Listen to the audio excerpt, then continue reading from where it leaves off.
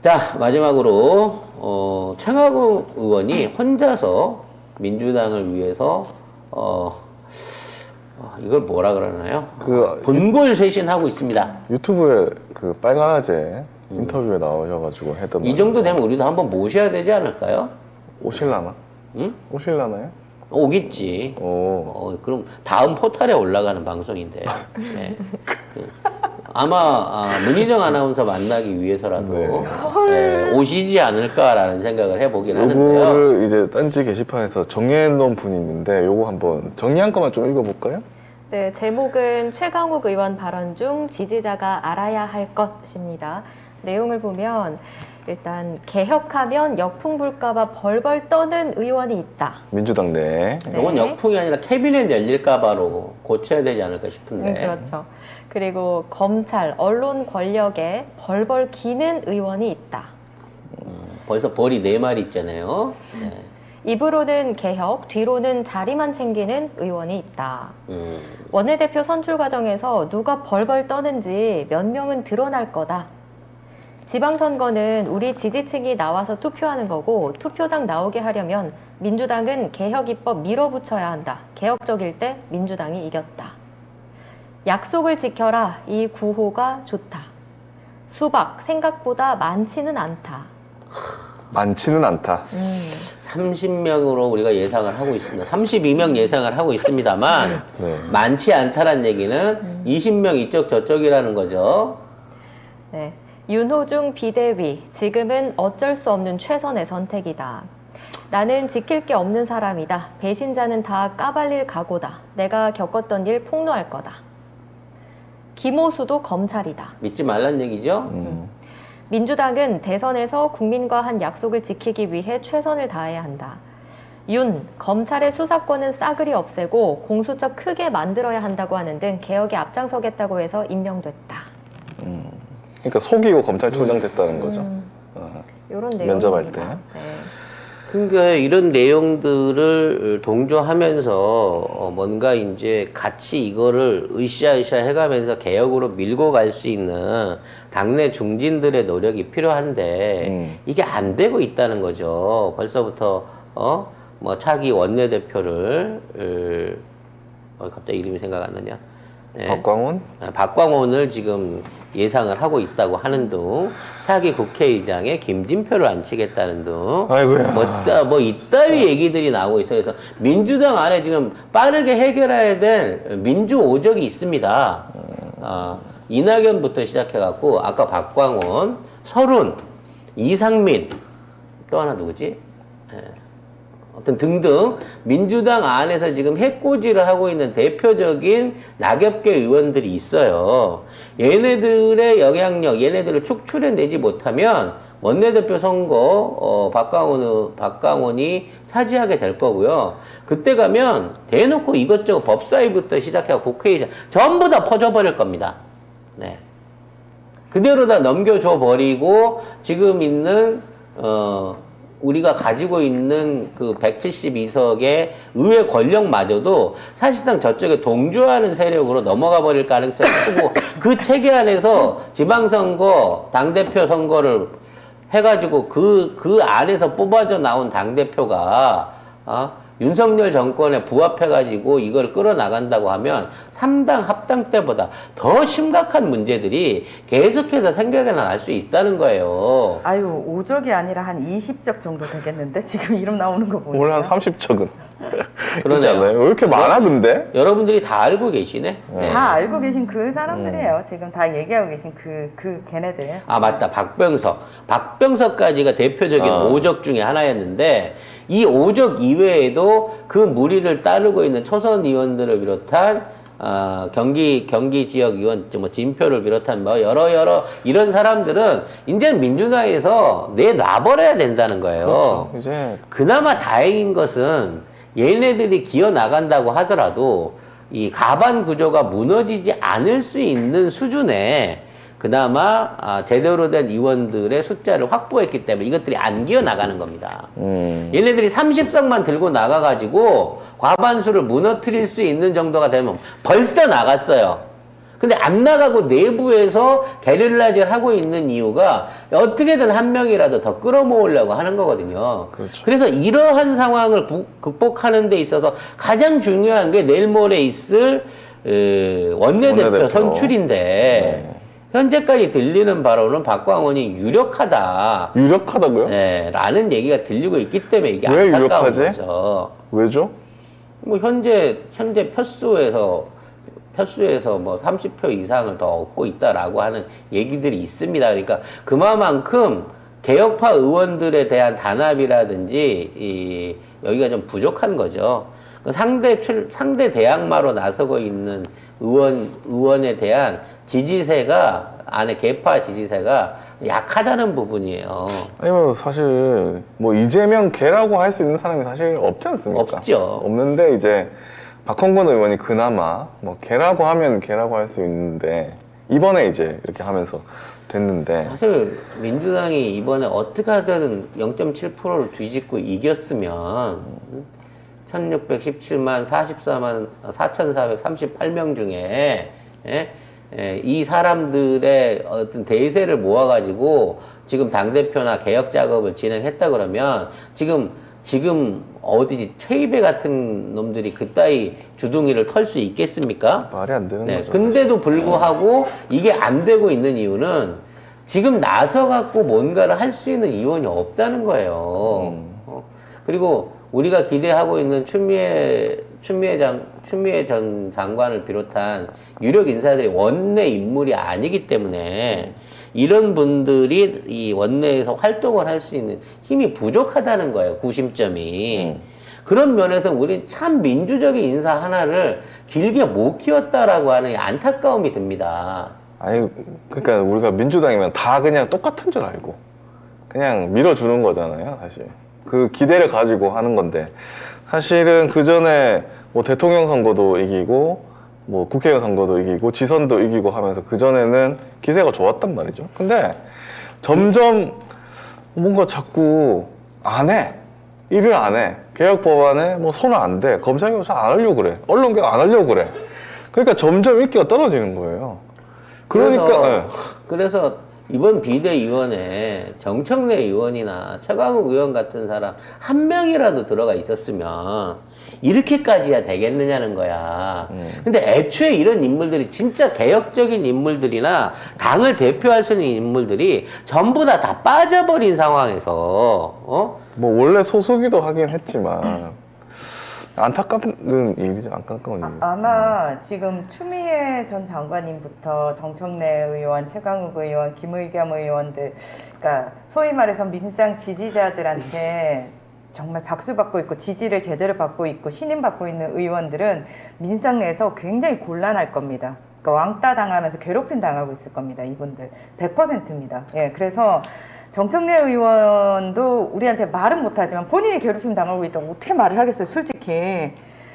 왜 의원은 계속 해야지. 자기가 일단 발 담그고 남아 있어야지. 그래도 그게 더 위하는 일이라고 생각을 하기 때문에 그분은 말은 못하고 나름대로 싸우고 계신 거거든요. 근데 그런 의원들이 굉장히 많을 거란 말이죠. 그리고 추미애 전 장관님 같은 경우에도 다선 의원임에도 불구하고 당내 개파가 없어. 네. 추미애에게 들어보셨어요, 여러분?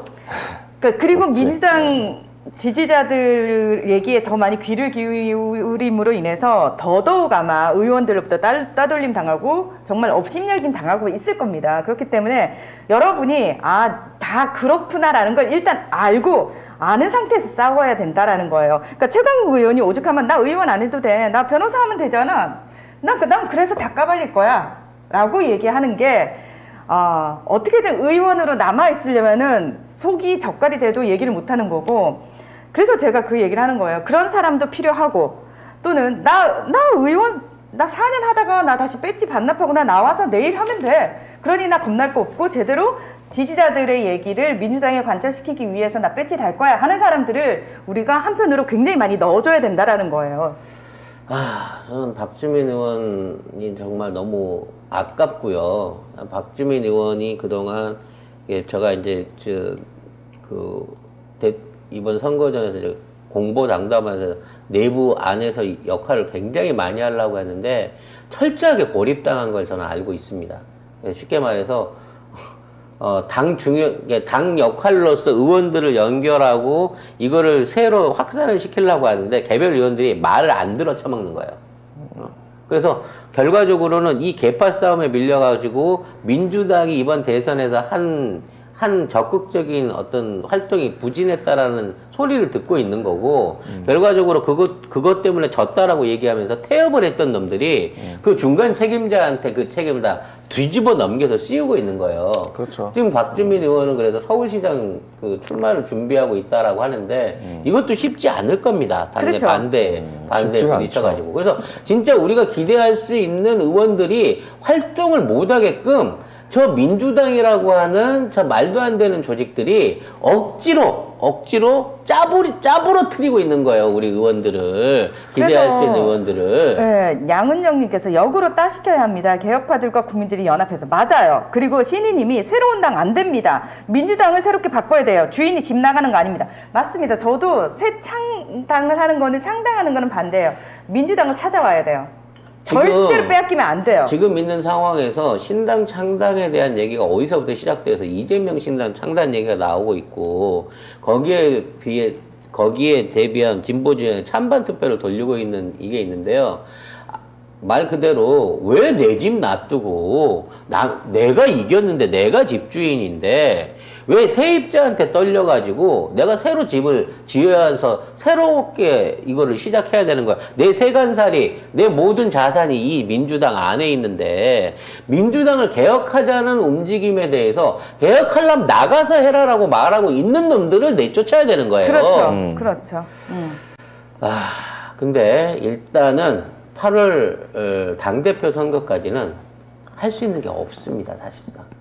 그냥 계속 우리가 압박을 하는 수밖에. 여기에서 이제 이재명 그 전 후보가 나서가지고 스스로 정치적인 목소리를 내줘야 되는데 민주당 안에서 자중해라. 패배 책임자가 왜 이러냐. 이상민 같은 쓰레기 같은 놈들이 그런 방식으로 해서 전면에서 뭔가 역할을 해보자고 하는 것들을 억지로 억누르고 있어요. 심지어는 언론에서도 기사를 안 써줍니다. 이제 아마 이재명 후보가 단독으로 아마 기자회견이라든지 페북이든 뭐든 활동을 재개하게 되면 대번에 물고 늘어질 거예요. 대선 패배에 책임이 있는데 이재명 또 나타났다. 뭐 대장동 필드치기 위해서 이런 식으로 지금 기사를 준비해 놓고 있는 거거든요. 그리고 만약에 지금 개혁파들이 뭔가 한다, 그리고 민주당이 개혁법을 뭐 한다 이러면은 저 봐라, 저 다수당 애들이 횡포 부린다, 이런 기사 쓸 겁니다. 100%. 아니 쓰더라도 저는 싸워야 되는 게 네, 맞다고 그래서- 해야죠. 근데 네, 그래서 그거 무서워서 아무것도 못하나? 이후에 원내대표 선출 이후에라도 난 이재명 후보가 나서야 된다고 봅니다. 왜 이렇게 언론 눈치를 보는 거야? 지금 윤호중 안 된다, 박광훈 안 된다라는 얘기가 걔네들 모를까요? 걔네들 알아요. 그러면 그래도 걔들은 윤 쪽하고 똑같아가지고 눈 하나 깜짝 안 해. 아니요, 눈 깜짝해요. 계속 신경 쓰일 겁니다. 우리가 계속 신경 쓰게 불편하게 만들어야 돼요. 그래서 계속 까발려야 돼요. 이름도 다 얘기해야 되고, 최강욱 의원처럼 씨발 건드리기만 다 까발려 버릴 거야 라고 이 양반아 그렇게 얘기하면 최강욱 의원 욕한 것 같잖아. 최강욱 의원은 욕을 하신 게 아니고요. 예, 그런 기계를 보이셨다. 예, 자, 이렇게 제가 조금 더 리얼하게 하루 표현하기 전에 위해서. 예. 갑자기 이낙연 씨가 페이스북에 글을 올립니다. 그래가지고 문재인 정부 국민 보고 요거를 이제 링크를 띄우면서 글을 길게 써요. 길게 쓰면서 부족한 제가 총리로 일했던 2년 7개월 13일은 제 인생에서 가장 충실한 기간이었습니다.